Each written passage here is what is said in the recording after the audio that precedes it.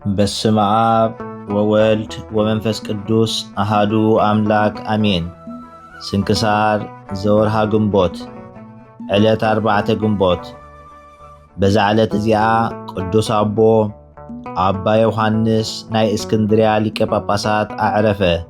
ንሱ ቁጽሩ ካብቶም 29 አበው ሊቃነ ጳጳሳት እዩ።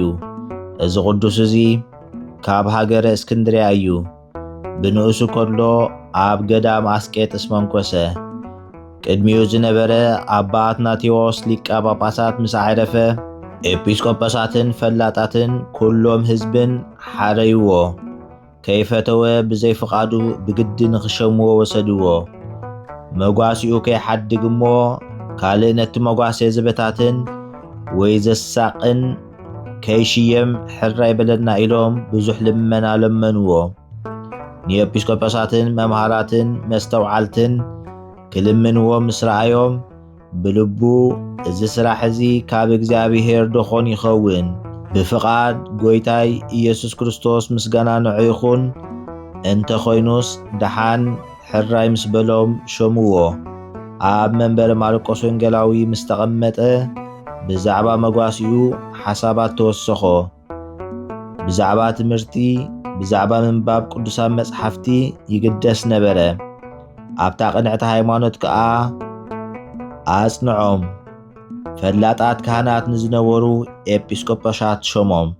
በቲ እዋን እቲ ዘይኑን ዝበሃል ኣማኒ ፈራሂ እግዚኣብሔር ንጉስ ነበረ። ነዛ ኣቦ ከዓ ሓገዞ። ኣብታ ዓድታት ኢዱ ዘርጊሐ። እታ ቅንዕቲ ሃይማኖት ከዓ ኣብ ኩሉ ኣድያማት ግብፂ ተዘርግሐት። በቲ እዋን እቲ ንጉስ ዘይኑን ናብ ናይ ኣባ መቃርስ ገዳም አስቄጥስ ልኡኻት ሰደደ። ንሶም ከዓ ንኣብያተ ክርስቲያናት ነቶም ኣብቲ ገዳም ዘለዉ ኣሕዋት ዝኸውን ስርናይን ወይንን ዘይትን ብዙሕ ኣቑሑን ኣትሒዙ ሰደዶም። ነዚ ኣቦ ኣብቲ መዋእል ሽመቱ ህድኣትን ሰላምን ኮነሉ። እግዚኣብሔር ከዓ ነዚ ቅዱስ ብጸሎቱን ብትምህርቱን ኣብ ልዕሊ እቶም ህዝቡ ሰመረሉ። ካብኡ እግዚኣብሔር ብቑሩብ ሕማም በጽሖ። ኣብ ሽመቱ 8 ዓመት ምስ ገበረ ብሰላም ዓረፈ። በረኸቱ ምሳና ትኹን ንዘለዓለም ዓለም ኣሜን። ሰላም ለዮሐንስ እምውሉደ ነገሥት ክቡራን ዘተሰይመ ሊቀ ዲበ ጳጳሳት ሄራን በኢደይሁ ተሃንፃ ኣብያተ ክርስቲያን ኩሎን እንዘይትራድኦ ንጉስ ዘይኑን በፍሬ ስርናይ ምስለ ዘይት ወወይን። ሰላም ንዮሐንስ ካብ ውሉድ ነገሥታት ክቡራን ዝተሸመ ሓለቓ ኣብ ልዕሊ ጳጳሳት ህያዋን ሄራን ብኢዱ ተሃንፃ ኣብያተ ክርስቲያን ኩለን እናሓገዞ ንጉስ ዘይኑን ብምቕራብ ስርናይ ምስ ዘይትን ወይንን።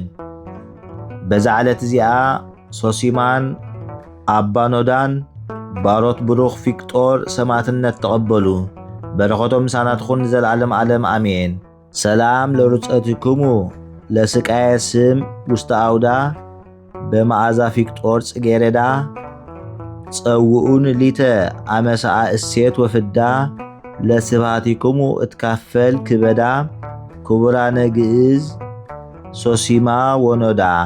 ሰላም ንጉያኹም ንስቃይ ሰማዕትነት ኣብ ዓውዳ በመዓዛ ፊቅጦር ጽጌረዳ ጸውዑን ንዓይ ኣብ ጊዜ ምስጋና ኣብ ጊዜ ፍዳ ንምስጋናኹም ክካፈል ክበዳ ክቡራን ሓሳብ ሶሲማ ምስ ኖዳ።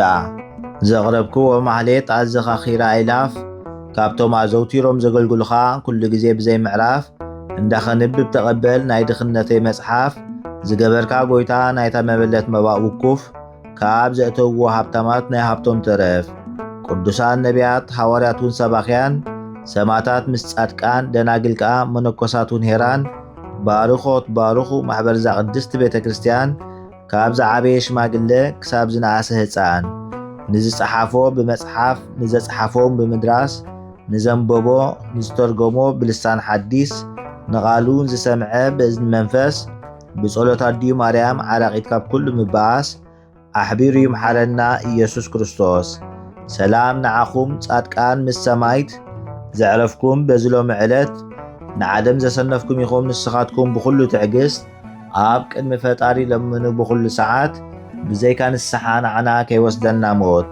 ሰላም ንዓኹም ናይ ዛዕለት እዚኣ ጻድቃን ኩልኹም ሰቡትን ኣንስትን በብኣስማትኩም ቅዱሳን ሰማይን ምድርን ማሕበር ስላሴ ንስኹም ምእንቲ ማርያም ኣዲኡ ዘክሩና ብጸሎትኩም ንኽትሕልውና ተማሕጺና ኣሎና ብናይ ክርስቶስ ደም